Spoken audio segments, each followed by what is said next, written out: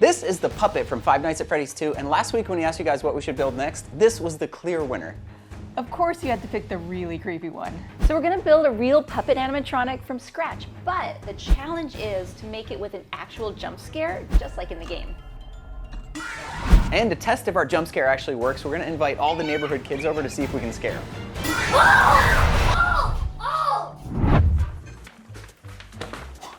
Is that how big it is? Yes, it's like life size. It's awesome. Oh, it's gonna be super scary. Okay, for the animatronic, I made a drawing.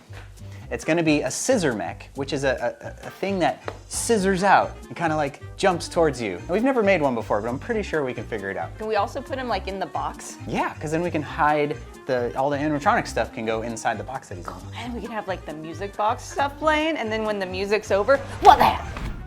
Since it's gonna jump forward super fast, we need something strong to hold it all together. So we're starting with a small piece of metal that'll go inside the body. We also realized though that we need a way to attach the arms and legs, so we added some stuff for that too. Okay, metal spine acquired. It's gonna go kind of on here, and you can see there's a bunch of holes so we can bolt it to the mech and for his legs and arms and stuff. We realized that when he jumps towards you, we want his arms to go from this to that. So that means we have to build, you know, an animatronic thing to like lift the arms way up, which we didn't really plan for. And if we build the whole body first, we can't like add that later. So we gotta build the whole animatronic first. We're already changing things and we're not even 24 hours in. But it's better to change it now than after we built the guy.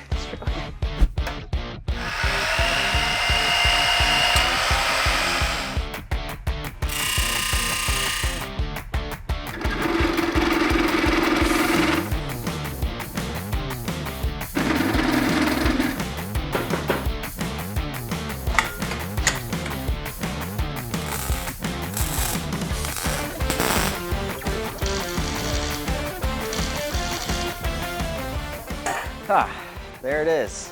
So this top part bolts on right here, so this can come off. So we're gonna take that off and we're gonna keep building the rest of it next. There's a lot of things that go into making the perfect jump scare, like building tension, but the major thing you need is something that surprises you and makes you jump. So whatever it is, it needs to happen really fast and kind of out of nowhere, and that is where the scissor mech comes in. The way it should work is when it's ready to go, it's like a bunch of open pairs of scissors all connected together. Then when the jump happens, the scissors all close, which extends outwards, and if you put a prop in the end, it flies at you really fast. Is this everything? I sure hope so. There's a lot of pieces. Me too. So everything has holes in it. We've got these bolts, which are gonna go through the holes to connect it. But before we do that, we've got these things which are called bushings, and the bolts go through the bushings, and these help keep the bolts in place. It goes through here. What's really nice about these bushings is they hold everything like really tight, but also they rotate super freely. Very cool. There is still one more thing we have to do though before we put the rest of it together. Okay, the second piece is on, and now you can start to see how it's gonna work here. It's cool, right? But the issue is this piece right here, this bottom corner, as it opens and closes, see how it moves up and down? This part up here is just stuck here, but if this part was stuck here, the thing is stuck. It can't actually open and close. So we have to build something that will let this bottom part travel up and down as it opens and closes. One way people do that is to use curtain track, but I couldn't find any, and we had this, which is a piece of aluminum track, and this little car thing, which can go right on here. This was actually for a camera slider project I was building, so I'm gonna repurpose it, and you can kind of see how this can slide up and down. So we just gotta put this on there.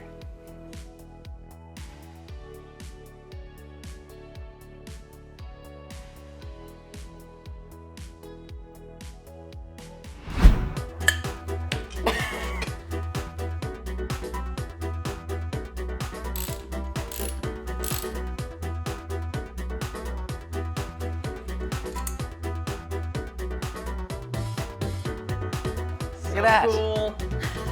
Yes. Remember this little spine thing we made? Well, this is gonna go on the end here. We put a bolt through this hole, and then it can bolt on like this, and then this guy can kind of go on here. He's a little droopy. So this is called a pneumatic air cylinder, and you attach hoses to these things, and that goes to an air compressor, and when we control it, it goes up or down, like that. And that's how you do pneumatic animation. So we're gonna take this one, and we're gonna put it on here like this, and then this little thing is gonna somehow make the arms go up. That's as far as we got. So we have a couple ideas for how to make the arms work. One is we take a really long wire, and I have a short one for a sample here, and we'll pass it through the two holes like that. And then we're gonna take a little tab, attach it to the center of this wire. So the cylinder will push the tab, which rotates the arms.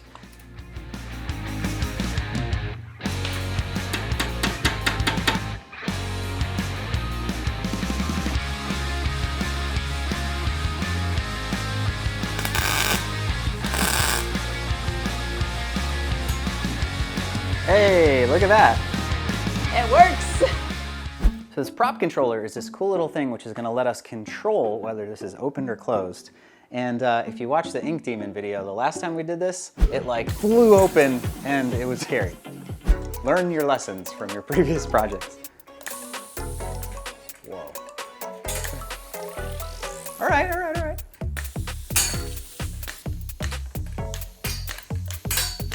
Okay, technically it's working. He sure is wiggly. He's waving at you. I'm really glad we got the arms working, but I still don't know if it's gonna be like scary, you know? Making a jump scare is hard because, I mean, now that we have the body moving and the arms moving at the same time, I'm hoping it'll enhance the scariness, but I don't know. I hope. It's time to make the body. Now, usually I make like things like the arms and the legs out of pool noodles. It's great because it's lightweight, it compresses, but it keeps its shape. And I discovered you can basically buy pool noodle material in a sheet of foam. It's really cool. It's called polyethylene, and I'm going to make this guy's chest and his torso out of that. This stuff is awesome. Like, look how rigid that is. Yeah, I thought it was gonna be like floppy like a pool noodle, but it's not. It's as rigid as pink foam. But it's like really light and Also easier to cut. yes, so much easier to cut. So I could easily cut this out using a knife, but since this is my center, I want my angle to be like a perfect 90 degrees. So instead, I'm gonna use a hot wire scroll table. This technique uses a hot wire to basically melt through the foam instead of cutting it. And this table stretches that wire across, kind of like a scroll saw.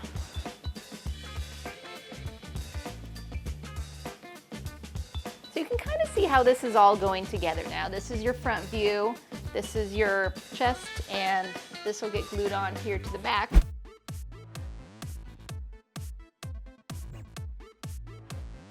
It's something. We're gonna trust the process here. It looks really weird, but I'm gonna start rough carving it and it should start to take shape.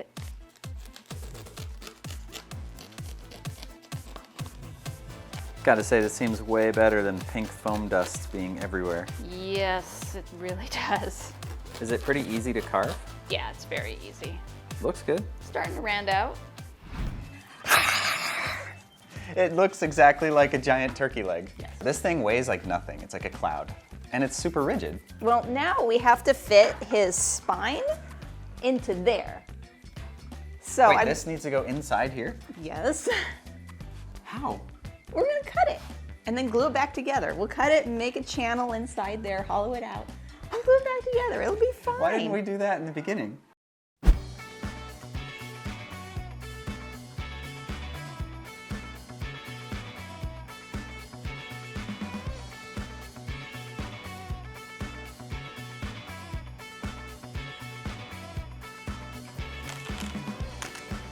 We've learned the hard way a bunch of times to test all the time so that we know things are working before we get too far along. So we've kind of put this thing halfway on. We added a spring that attaches to that top hole up here, and this is how the head is gonna go on in a minute. We also cut a huge hole for the air cylinder, and now you can see if we move the arms, the air cylinder can freely move inside this foam, so that seems to be working pretty good. It's on, and the arms can move.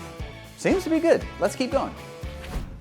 Okay, I put barge glue on everything, and also we added some leg wires.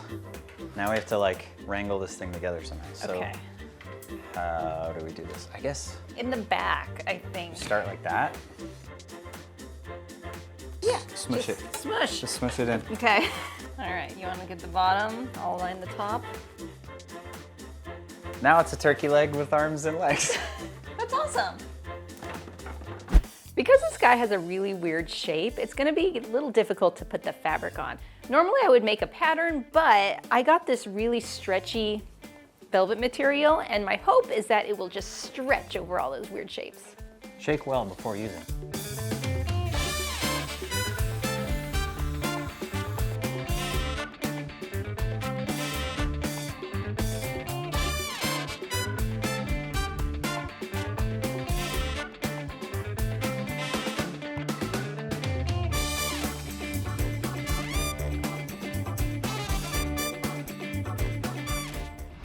We're done. Well, with his body. He looks pretty good. So now I'm gonna move on to the arms and legs and his little neck. The puppet's arms and legs are basically long tubes. So to make them, we are going to use long tubes. This is pipe insulation, which is basically the same thing as pool noodles, only it comes in a couple of different sizes.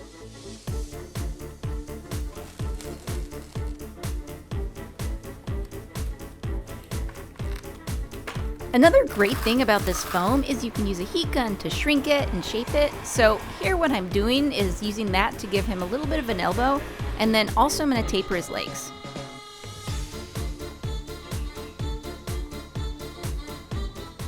My plan for the head is more or less the same thing I did for the body. I'm going to cut out 3 head-shaped shapes and then glue them together, and then we'll carve that into a head.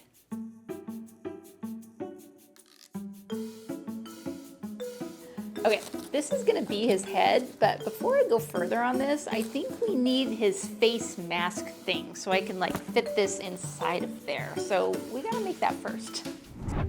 Why is Springtrap looking so good right now? He's got that wicked merch on. Did you know we have a store with a bunch of cool shirts and stuff? We also have a Patreon where supporters get access to digital plans and 3D printing files for our projects. You get behind the scenes access and sneak peeks on what we're working on next. It's super cool. Both of these are great ways to support the channel if you like our videos, and doing these things is expensive, so your support really helps us keep doing it. You can find links below to our shop and to our Patreon, so thanks for checking them out. We really appreciate you guys. If you look, you can see that it's actually wearing a mask. So to make this, we're gonna start with some 3D printing. We worked with our friend Beardless Props to model it because even though it's already a game character, we can't just rip the model from the game because you can't print it. So he's making a new model that matches the design perfectly, but he's also adding depth to make it a printable object. And he was able to size it just right so it would fit perfectly on our Bamboo Labs printer, which is awesome. He even added little mounts on the back so we can attach a strap. Bamboo Studio said it would take just under 16 hours, so I got it all set up and started the print. Everything was going perfect until about 10 hours into the print when I noticed I had messed up. You see those weird spaghetti-looking things under the mask? Those are called tree supports, and basically I didn't turn them on right, so a couple of them started to break off in the middle. What I love about these Bamboo printers though is that even though I screwed up the settings, it still recovered. Like, it was no big deal at all. The mask printed perfectly. This month is Bamboo Labs' 2-year anniversary, and they're having a crazy sale on printers and filament and all this kind of stuff. So it's a perfect time to grab yourself a printer. I highly recommend them. Look at that. Made you a mask. It's beautiful. It's perfect, right? Nothing went wrong. It was a smooth process. All good. Okay, all right, it's carving time.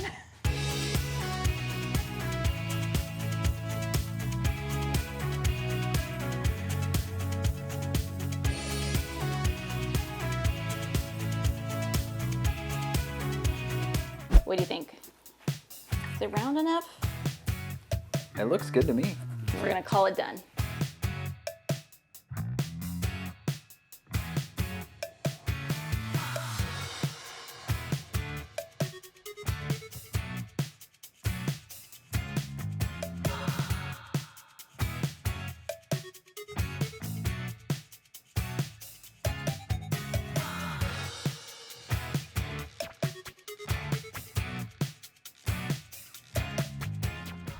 So we're getting into the details here. Now the puppet has all of these white stripes on his arms and legs.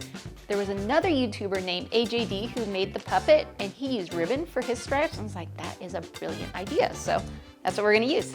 Also, I somehow was able to find ribbon that is the exact same size as the stripes. So that's awesome.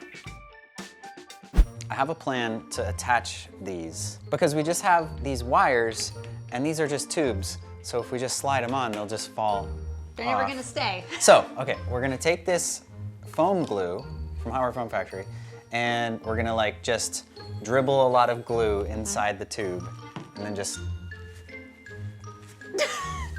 I give this like a 25% chance working. It's better than 0. The only question is like how much though. Don't get glue on the velvet. I know, well there's a hole here. Okay. Oh, it's so slow to come out though. This is gonna take forever. Okay, that's probably enough. We take this, here you hold this. Okay. I'm gonna slide this on. And as I slide it on, I'm gonna like rub it around on all the glue. So the glue pushes down to the end.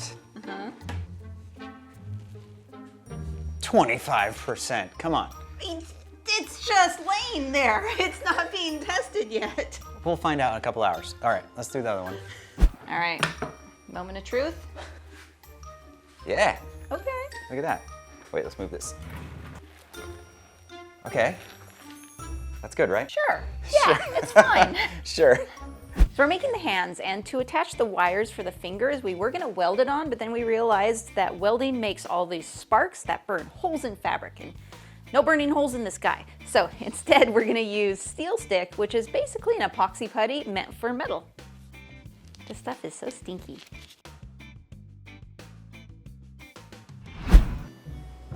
I have something to confess.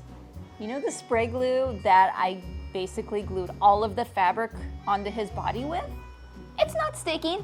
It is slowly peeling off on every single seam, and I've been going around in the background like hot gluing it. You've been lying to us. Maybe. Been secretly hot gluing everything? I know, and I couldn't keep it anymore. Why is the glue not sticking? I don't know. So for these fingers, I'm just gonna go straight to hot glue since it seems to work. Wah.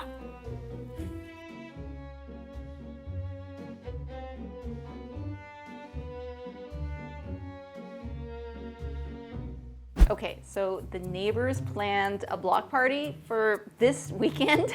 And there's This weekend? Like in 2 days? And there's gonna be a ton of kids there. So it's kind of like the perfect time to see if we can scare them all. Yeah, but that's in 2 days. Like, we have to hurry up. I know. We can do this, right? It's time for the mask. Now for our puppet, I want him to look old and weathered. Not like he's falling apart, but you know, it's been around a while. So to do that, what I want is like a variety of textures. Just like with the ghost face mask, he's got some cracks, he's got some rough spots and smooth spots. I want something similar to that. So to do that, we're gonna use a bunch of different materials, but to start, we're gonna use the Bondo Spot Putty. This stuff basically fills in all the layer lines from the 3D print. But you can also tap it to create a really cool texture and use it to carve little cracks in it. It also sands really easily, so you can smooth out some spots but leave other spots rough, which gives you a lot of nice contrast. Once the Bondo was dry, we primed the mask white with some spray paint. The next step is the crackle layer, and this is actually a 3-part process. First, I lay down the color that I want the cracks to be, which in this case is black. Once that dries, I add a layer of crackle medium on top of the black. And once that dries, I go back in with some white paint, and that's when the magic happens. The crackle medium causes this chemical reaction that causes the paint on top to crack, and it's honestly like one of my favorite techniques for making things look old.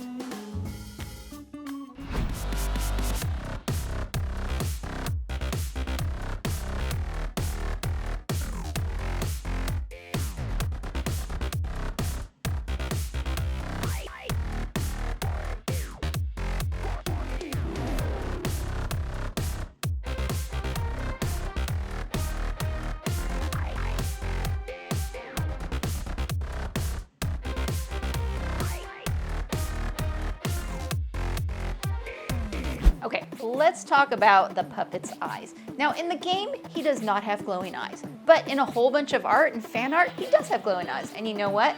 Glowing eyes are awesome. So our puppet, he's gonna have glowing eyes. And you can't do anything about it.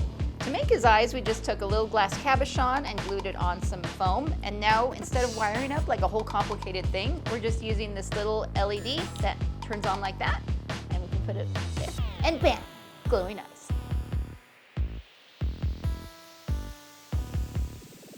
Oh, and we also 3D printed the buttons, which got glued to her chest. You thought we'd forget, didn't you? Never. While Jaimie's been working on the face, I finished up the animatronic. So you can see I added this air cylinder in the back. So now when this pushes, it extends the scissor. And when it closes it back up. I also stole the control board down here from the Ink Demon animatronic because he's just sitting over there and, you know, I didn't want to make another one. But it's ready to go. Let's try it out. Oh! Whoa. Whoa.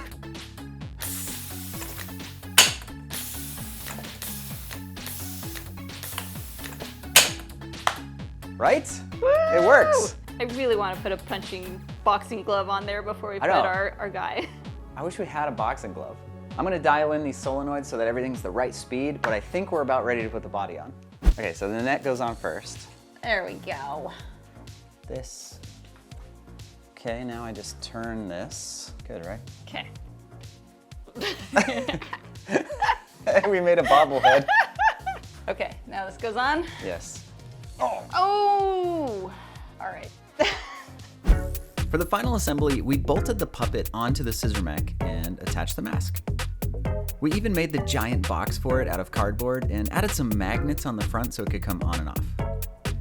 Before we see if this all works, thanks for watching, y'all. This project was actually way harder than we thought it would be. I thought this was gonna be kind of easy, but it actually ended up being pretty hard. But that kind of makes it more fun because every time something goes wrong and you have to fix it, that means you just learned something. So don't be afraid of messing up, just like keep going, and on every single project you'll get a little bit better. Wicked shoutouts this week go to Harper, Olivia, Ember, Annabelle, Noah, Finn, and Mr. Mysterious. We love seeing you guys' artwork. Please keep it coming, and until next time, stay wicked.